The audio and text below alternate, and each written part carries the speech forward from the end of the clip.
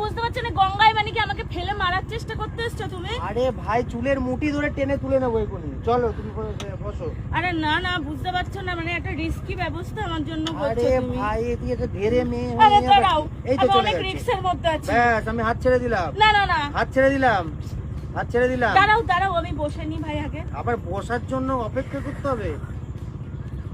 ভালো করে ধরো, না না ভালো করে ধরো। ও মা গো, এই তো হয়ে গেছে, ব্যাস হয়ে গেল, হয়ে গেল। এত ভয় পাচ্ছি না। একটা ভিডিওর জন্য আমাদের কি না কি করতে হয় ভগবান। গাইস দেখো তোমরা, চলো। একটা ভালো ভিডিওর জন্য কত কি করি আমরা।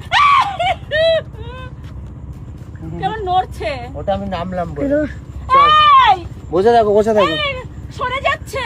কেউ সরে যাচ্ছে না, বসে থাকো।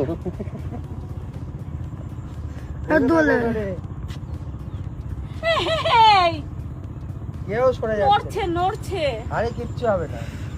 দেখো বাইক আসছে।